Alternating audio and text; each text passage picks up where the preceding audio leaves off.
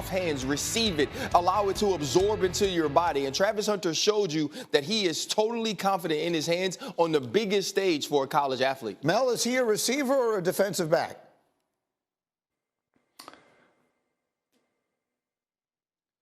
Mel is nonplussed by my question. Oh, you want to take that? What you want to feel?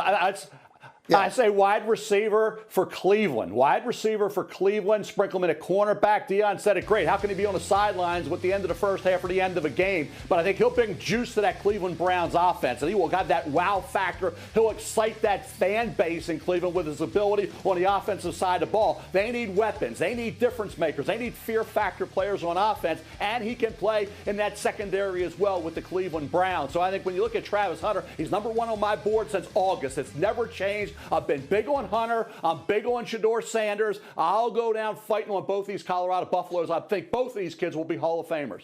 And you have them both in the top 10. Hall of Famers is going heavy. Field, super quick. You were there Friday. Did you get any sense of which way he leans or it leans as far as which position he's going to play? It's going to be totally dependent upon who drafts Travis Hunter Green. But the biggest piece of feedback that I got was us in the media spent a lot of time trying to devise a plan for what it's going to look like for Travis Hunter at the NFL level. NFL teams' mindset is we're going to bring the kid in and we're going to figure it out because we're not putting a ceiling on Travis Hunter. Not a great player, a rare player, perhaps a unicorn that we have not seen in literally the entirety of Mel Kiper Jr.'s draft coverage career, which is now in year 47. That's how special Travis Hunter is. Yeah, it's got a Shohei Ohtani-esque kind of quality to it. Let me go to the next one here. Mel, you have the Raiders taking Ashton Jeanty at 6. No one questions how great the running back is from Boise.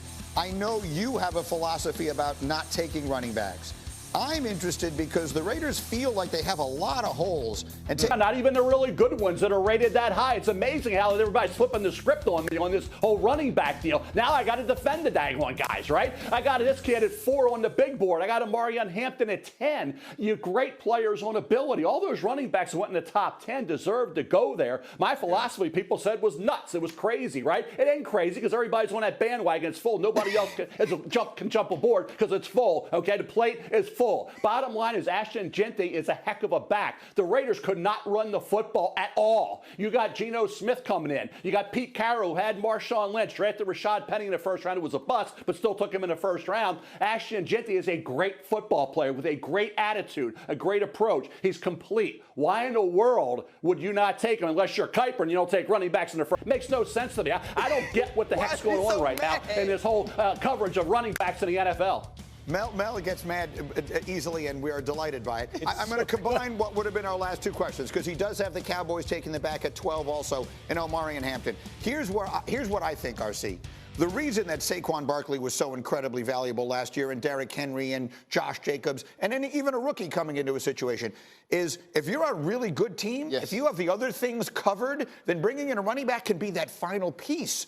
But to me, taking a running back, if you have a lot of holes, is sort of putting the cart in front of the horse to some degree. And especially in this draft, right? Especially when you're talking about earlier, when you think about Junkins and Henderson, who will be there in the second round, both players from Ohio State. This draft is deep in running back talent. And the reason that we saw Derrick Henry excel in Baltimore was because Baltimore was already a complete team. The reason we saw the Philadelphia Eagles and Saquon Barkley go win a Super Bowl is because they were already a complete team that had running backs who were being productive in years prior to getting these transcendent talents at the position. And so for me, if you're the Raiders and you can get not a better player at that position, a player that can help you at a different position and still get a running back later, that's a decision that I would make unless you feel that Ashton Jeanty is on that Derrick Henry, Saquon Barkley level, which I don't at this point. Yeah, and even if he is, I guess my thinking here, Field, is if you're not a team, if you have holes on the offensive line, on the defensive line, pass rush, or whatever the case may be,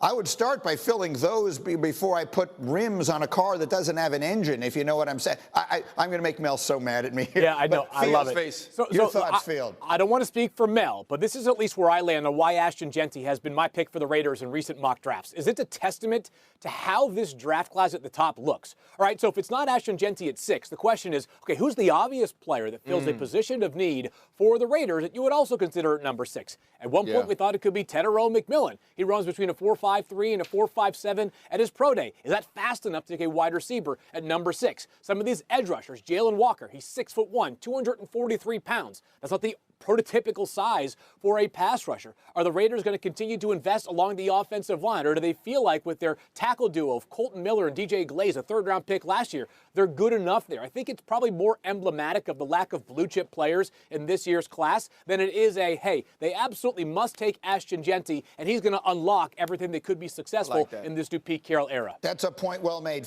Mel, finish it up. Yeah, I just think this. First of all, with Saquon Barkley, talk about great player coming out, went high, right? Leonard Fournette, all those backs went high because they were great players in college, and they went high because those teams needed them. In terms of Ashton Jeanty, he's number 1 on my board at running back. He's at 4 overall. Amari Hampton is at 10. Then there's a drop-off. So it's close between Jeanty and Hampton. It's not close between Hampton and the 3rd, 4th running back. So this notion is all these running backs out there are going to be great. They're going to be serviceable. The ones that can be great, in my opinion, are Jeanty and Hampton. Henderson, you can sprinkle in. He's a game breaker, but he needed help from Judkins this year. So there are 2 great backs in this draft, not 4, 5, or 6. Yeah, Mel has 3 going in the 2nd round, including Caleb Johnson from Iowa. Very quickly, one more thing that we must cover again here. RC, you pointed it out. If you were, the field is becoming Mel, right? Like that's absolutely. He's morphing into him. Yeah. And it's not only about the way they cover the draft and the excellence that they bring to the TV screen. It's about the hair that they wear. It's going to be the glasses very soon. And eventually, it's going to be the attitude. And once the attitude comes, Phil, that's when you know you've made it. The circle of life will be complete by the time the attitude is brought about. I got to find some good glasses. I'm very fortunate to have decent vision, but I might just start staring at a computer screen for like 3 straight weeks so that by the time we get to Green Bay, I'm sitting there like this and I need some of those glasses.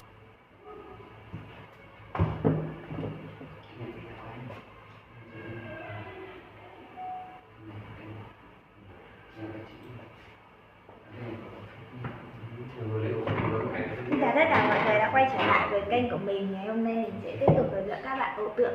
Tượng hôm nay của mình sẽ có tiêu đề là áo hơi. Bây giờ các bạn hôm nay tượng của mình sẽ có tiêu đề là áo phao. Bây giờ mình sẽ bắt đầu thôi nhá.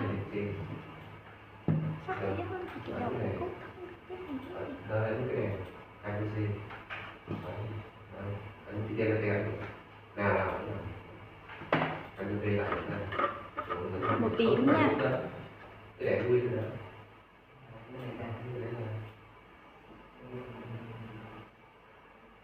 Cái này thì nó có đen là nó có gò thì cực phải đáng cực nữa. Cái này nó học cái chữ này. Xong cả đấy chữ mới nhất của nó là thì cái chữ này mình đã ấn dầu rồi